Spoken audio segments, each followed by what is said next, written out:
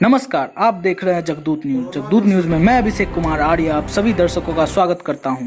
Corona महामारी के दूसरे व कम्युनिटी फेज में वैक्सीन ले रहे आम जनता व डॉक्टरों की मौत पर डॉक्टर के द्वारा आम जनताओं व प्रशासनिक लोगों के लिए खास संदेश। खगड़िया से देवजी की खास रिपोर्ट। आज जहां कोरोना महामारी से भारत ही नहीं बल्कि विश्व परेशान व हलकान में है, वहीं भारत जैसे देशों ने कोरोना महामारी से निजात पाने के लिए वैक्सीन भी जारी कर दिए हैं। किंतु वैक्सीन को लेकर भारत की जनताओं में अलग अलग तरह की गलतफहमी फैली हुई है और वैक्सीन लेने के बाद भी कुछ डॉक्टरों की मौत भी हुई है। इन सभी बातों को लेकर डॉक्टर आर.के. तुलसियान से जगदूत टीम की खास बातचीत। कोरोना जो सेकेंड फेज का महामारी पूरे दुनिया में जो चला हुआ है, ये पहली वाली कोरोना से बहुत अंतर में है, बहुत डिफरेंस है दोनों में। पहले वाली था कि वो कम गति से इन्फेक्ट करता था और अभी के स्ट्रेन में ये बहुत तेज गति से लोगों को इन्फेक्ट कर रहा है। इसका मेन कारण है कि ये जीन में म्यूटेशन आया, म्यूटेशन के चलते जेनेटिक चेंज हुआ, तो एक ये नया रूप अपना ले लिया, ये नया चोला पहन लिया, जिसके कारण इसकी जो है इन्फेक्टिविटी रेट जो है कई गुना पहले से बढ़ गई है। अब ऐसा माहौल आ गया है कि जो कि कोरोना का टीका भी ले चुके हैं उसमें ये इन्फेक्टिविटी देखी जा रही है, क्योंकि ऑलरेडी ये चोला बदल लिया, म्यूटेशन हो गया इसके जीन में।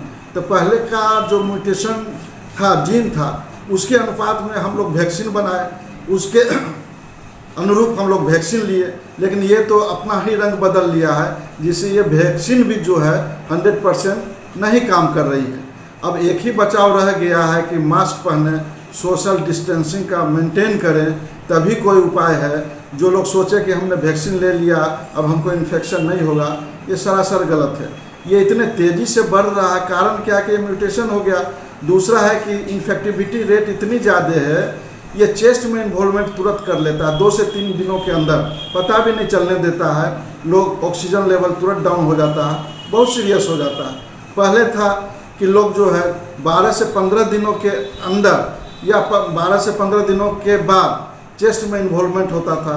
हम लोग HRCT चेस्ट का कराते थे, तब कुछ एक केस में चेस्ट इन्वॉल्वमेंट पाया जाता था, तब हम लोग उसका एडमिशन लेते थे, ICU में भर्ती करते थे, उसके हिसाब से एंटीवायरल दवा चलाते थे। लेकिन अब ऐसा आ गया कि मौका ही नहीं देता है।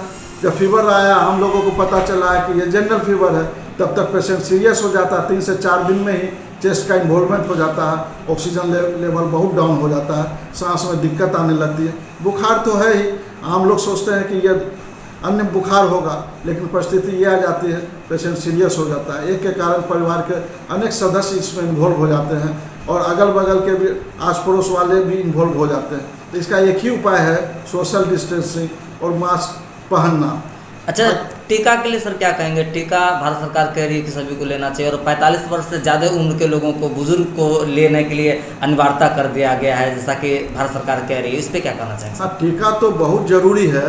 टीका का तो अभी इतना ज़रूरी है कि अगर हम लोग 90% भी अगर ये टीका लेने के बाद सेफ्टी आ जाती है, तो बहुत हद तक हम लोग जो है कोरोना का मतलब कंट्रोल कर रहे हैं। अगर हम लोग टीका ही नहीं लेंगे तब तो कोई बचाव नहीं है। कम से कम इम्यूनिटी तो डेवलप करा रहा है, एंटीबॉडी तो बन रहा है टीका लेने से। एंटीबॉडी है, दुश्मन आ गया है, हमारे पास एंटीबॉडी ही नहीं रहेगा, हम उसका क्या मुकाबला करेंगे? सर, यही एंटीबॉडी है जो कि आने वाले जो स्ट्रेन को मतलब मुकाबला करता है।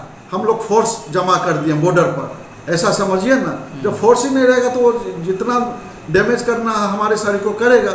हाँ, ये फोर्स हम लोग अप्लाई करते हैं, अगर फोर्स में कुछ कमी रहती है तो हम लोग में प्रवेश कर जाता है। जस्ट लाइक जो बॉर्डर पर लड़ाई होती है, अगर हम लोग मजबूत हैं, हमारा बॉडी सिस्टम, इम्यून सिस्टम मजबूत है, तो वो हमको नहीं इन्वॉल्व करेगा, नहीं इन्वॉल्व करेगा। टीका लेने के बाद सर कुछ डॉक्टर लोगों की भी मौत हुई है। दिल्ली में गंगा जी एक अस्पताल है, उसमें भी मौत हुई है। इस तरह के लोगों के टीका लेने के लिए भ्रम पैदा हो रहा है, इस पर क्या कहना चाहेंगे सर लोगों को?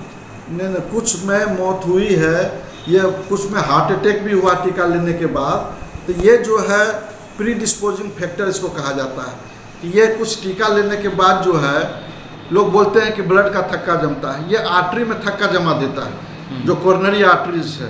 तो किसी किसी को जो प्री सिम्टम है, हार्ट अटैक है, हो चुका है, अब उसमें ये इन्फ्लामेशन बढ़ा देता है, ये जो टीका है कुछ इन्फ्लामेशन बढ़ाता है, जिसके कारण जो है वो क्लोट वहाँ जमा हो जाता है। तो जो आर्टरी है जो क्लोटिंग हो गया तो वो हार्ट अटैक में चेंज हो जाता है। ये जिसका मतलब बहुत ज़्यादा होता है, जो कि ऑलरेडी जो दवा पर है मेंटेन नहीं कर पा रहे हैं, कुछ उनको प्रॉब्लम है जैसे डायबिटीज़ है, ब्लड प्रेशर है, हार्ट की बीमारी है, इसमें आप डॉक्टर से सलाह लीजिए।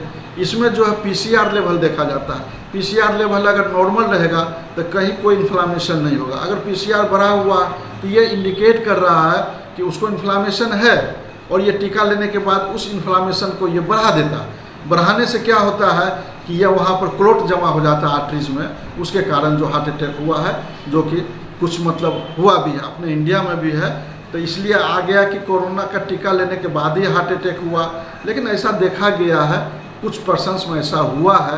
तो इस पर हम लोग को डॉक्टर से सलाह लेने के बाद उस सब हार्ट अटैक वाले पेशेंट को, डायबिटीज़ वाले को या किडनी इन्वॉल्वमेंट है उस सब वाले को डॉक्टर की सलाह पर ही टीका लेना चाहिए। मेरा तो यही विचार है। आपका शुभ नाम सर?